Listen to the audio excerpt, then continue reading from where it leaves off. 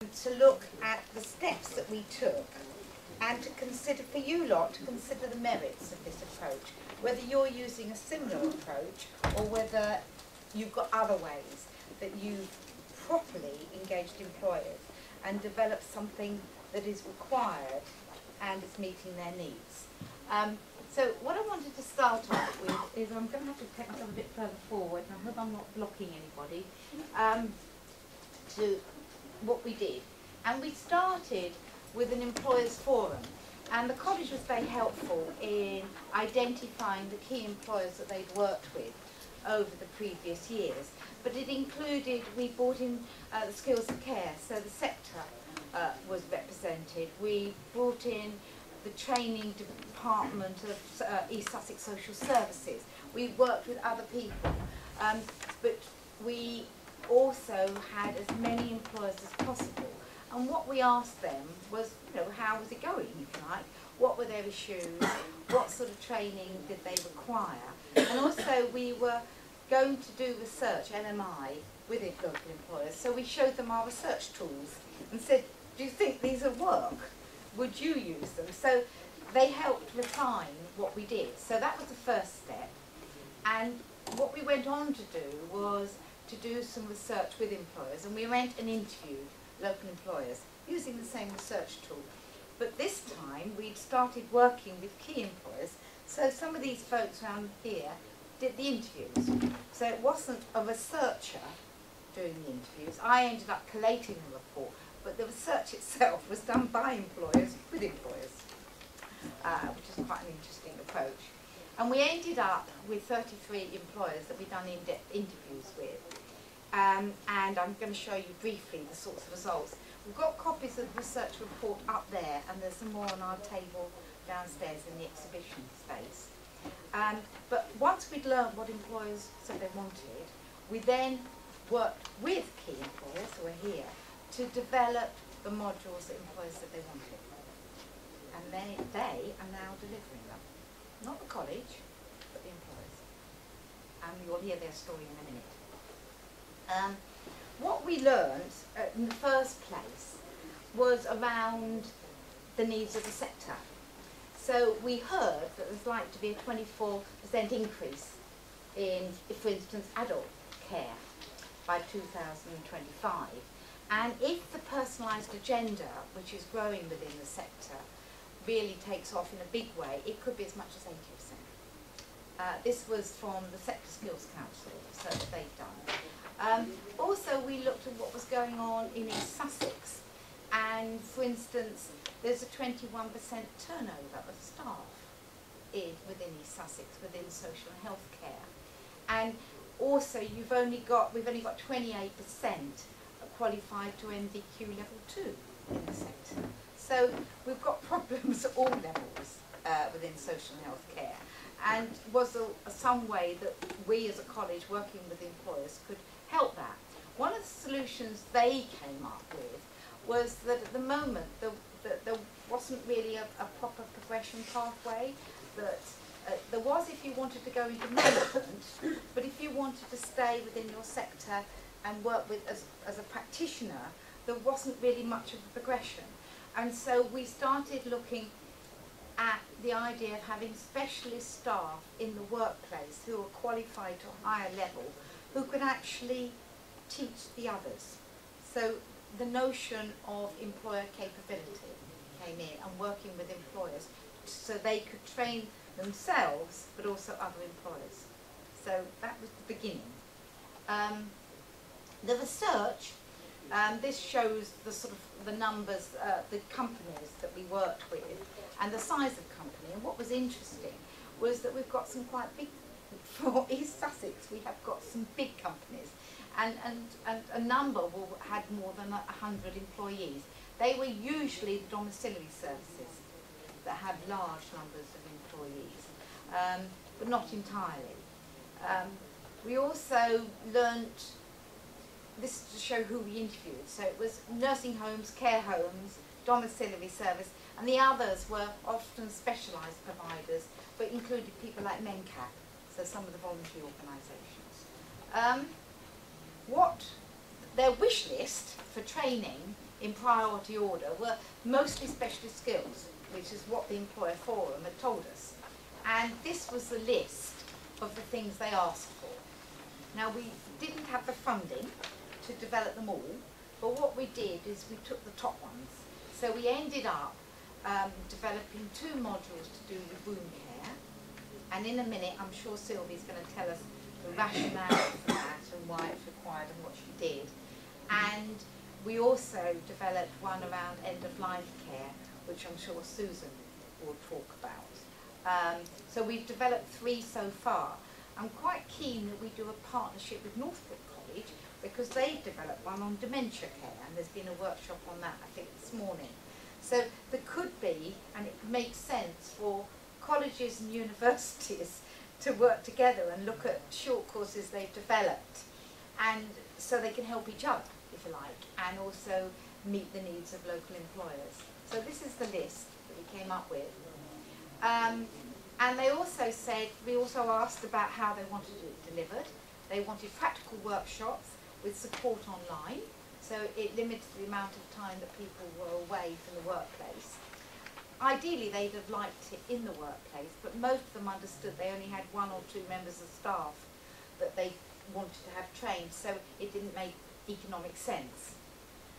But what they did say, if you look at some of the quotes here, they wanted to be trained with people who were still practice-based. And so what we've developed is 3 modules that are delivered in these specialist environments. So 1 module is delivered by the hospice at the hospice, and the other 2 on wound care are delivered by the wound care staff at the wound healing centre. So we hope we've met the needs of employers, and you'll hear in a minute what's happened. So what we did, as I said, is we worked, and the college's role really was to get through the mire of validation, to actually make it happen. So working with Anne from the college worked to develop the modules and then to get them validated by the University of Brighton. And they're 10 credits, each of them are 10 credits. So the employers had the technical know-how and up-to-date specialist knowledge, and the college had expertise in learning and assessment, but didn't have the up-to-date skills and knowledge, because most people in colleges aren't obviously not practitioners anymore, and it's very difficult for them to keep that cutting-edge expertise. So what we've learned is the advantages of being employer-led and working with the experts. I hope they'll talk in a minute about the recruitment process, but certainly from my perspective, I felt we had a really credible product to sell. And so there's a lot of confidence there. And for the employers, what we're doing is developing specialists for them, which will build their own capacity. So it's a win-win, really. And so we started with what employers actually want, rather than what we thought they wanted, which is what often colleges do. So I'm going to stop there, and I'm hoping Tia will talk about why they got involved, how it's gone, and what the outcomes. I don't know which of you'd like to start. You don't mind? Come on, Sylvie. Yeah. Good afternoon, everybody. Thank you very much for inviting me to speak this afternoon. I've been asked to look at employers' commitment to training. I'm Managing Director of Eastbourne Wound Healing Centre, but first and foremost I'm a tissue viability consultant, which means I have an expertise in wound healing, and that's my absolute passion. Those of you who were there in our workshop this morning will have heard that it is my absolute passion. But in the centre I employ 16. So I'm standing here today talking to you as an employer, as an employee myself of my own company, and as an educator. So I can see it from all angles, and I can see the problems and the benefits and everything that goes with it.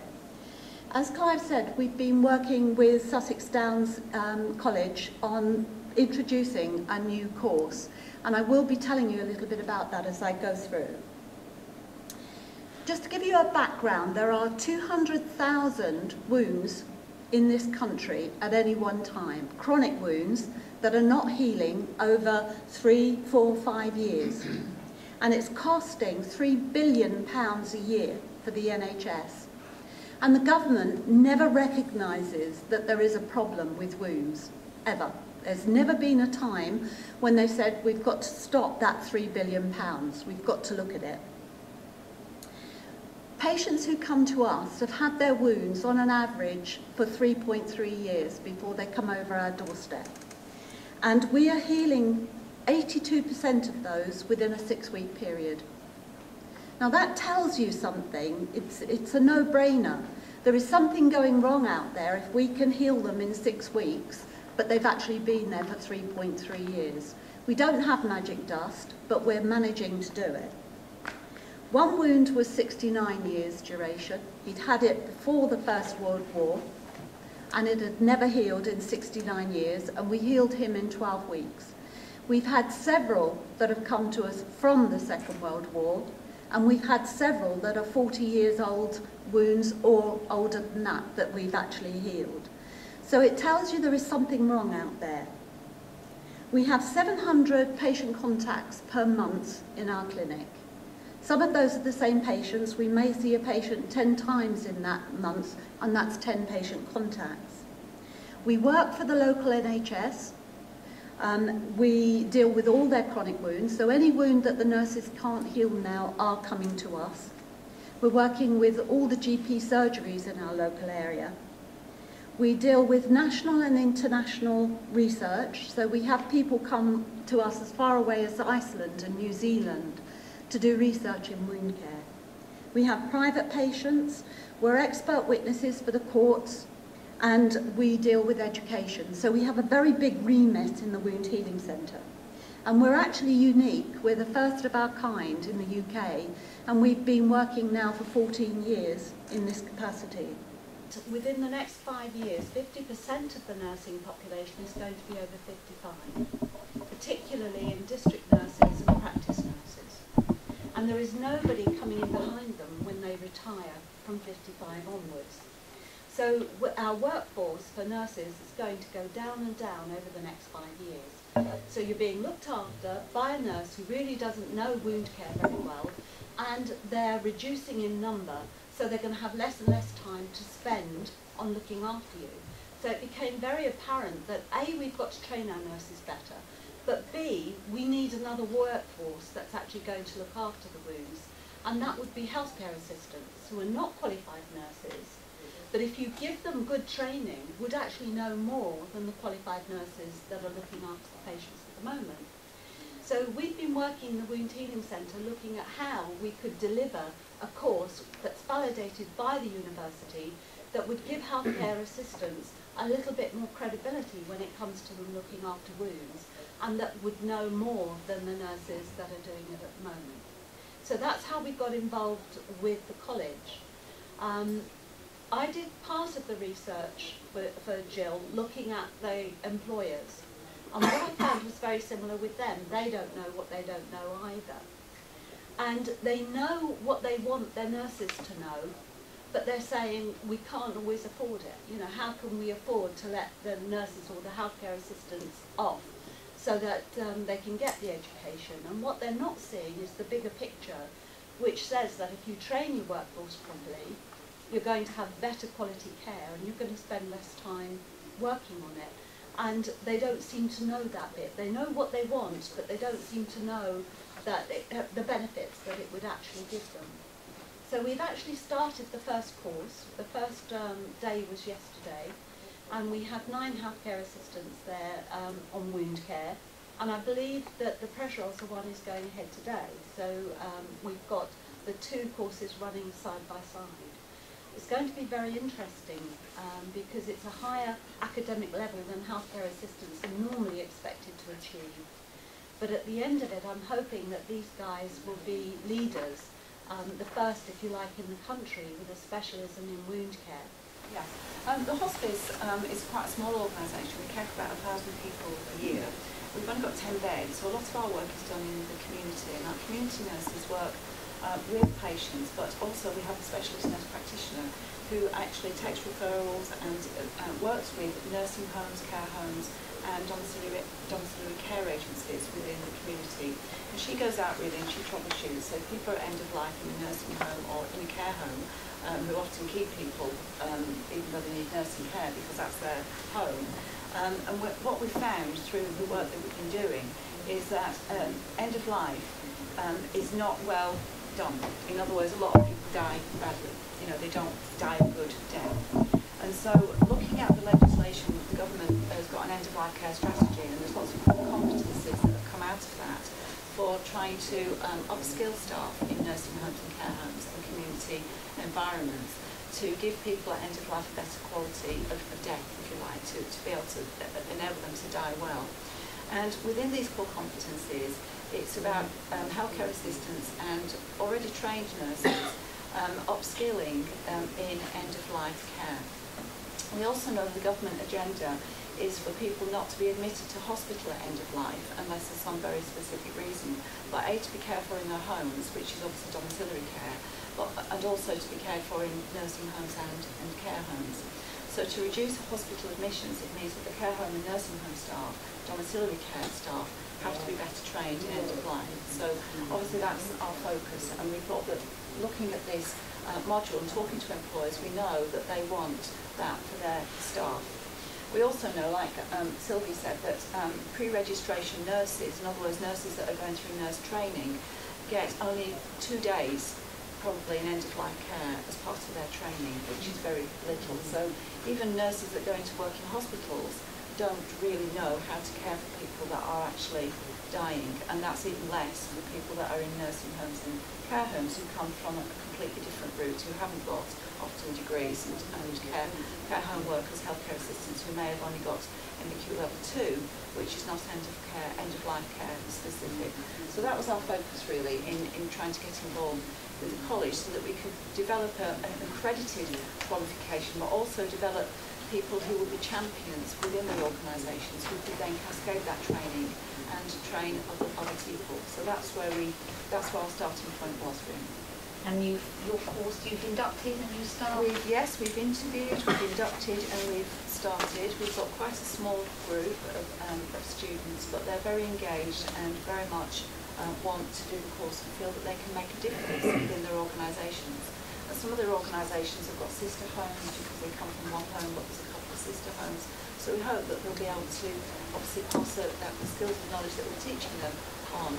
Our staff team is all practicing nurses. So they're all nurses who've got degrees, who've got specialisms in end-of-life care, who've had a lot of experience of working with people at end-of-life. So we feel they're best placed to be able to teach the students, because obviously they're working, they're practicing nurses and they're working with end-of-life all the time, and so they can pass on their skills, and I think the students feel that they're getting a good quality of experience because they're being taught by people who know exactly what is needed at that point.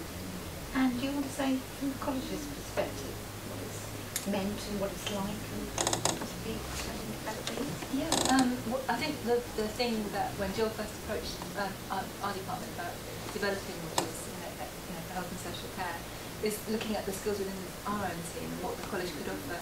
And the end result has been better than anything we could have dreamed of, because what we've now got is really motivated students who are doing what they want to be doing at a place of excellence. So both Susan and Sylvia are able to offer first-class training in exactly what is required by employers. And the academic rigour side was cared for by us. So I think it's been an absolutely amazing partnership.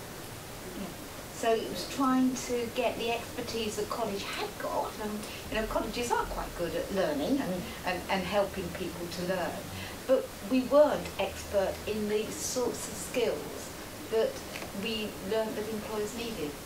And so it's really through this sort of partnership approach we've tackled it. And I suppose what would be helpful now, because this is a participatory workshop, folks, so this isn't where we're going to do all the talking, is to hear from you. So what's your response to what we've done? Have you got experiences of being employer-led in this way? And what might we then recommend? Because apparently we're meant to get some notes for the final at the end of the workshop today. So over to you folks. I mean, what's your feeling about what we've done? Anybody want to ask us things or to talk about what you think about what we've got up to? You didn't identify, well, you did identify the cost, essentially £200 to £400. Yeah, for the we're modules. actually, we needed 24 students over the 3 courses, and I think we're charging £300.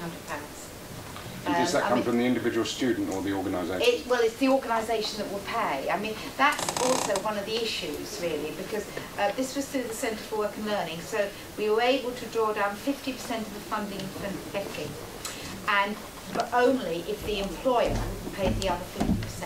Right. So though I think there's 1 or 2 people that might be self-employed, but other than that, they're all employed within their organisations.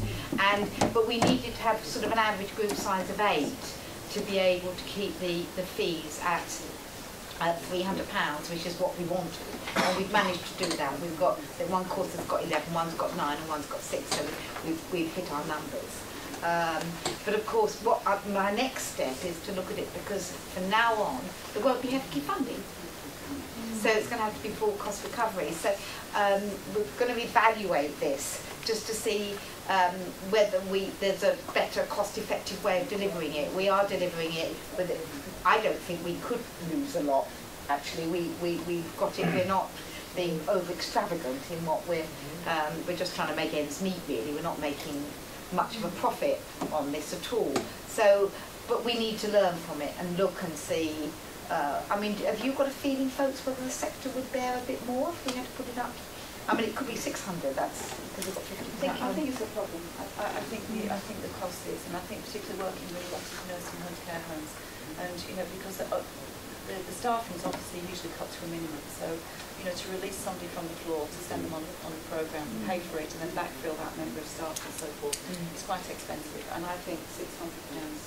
I think for one person to be trained, I think some of them will struggle with that, if we're honest.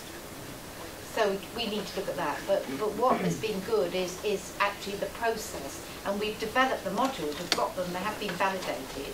I mean, what's interesting is whether that validation and having 10 credits is what the organisations want. Because you could then build it up, could you, to that to qualifications?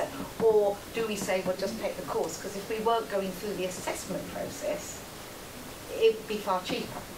So we could have a full cost recovery course that developed the skills, but didn't give somebody anything towards a qualification. And that's the sort of discussion we need to have. Would it be cheaper if you had more people? Yes, it would be cheaper if we had more people, yes, because if we're you working. do a good job with this, yes, exactly. Encourage the I employees. mean, if we could get 12 or 15 on each course, then we could keep the fees at 300. Yeah. Because the main cost is tutors.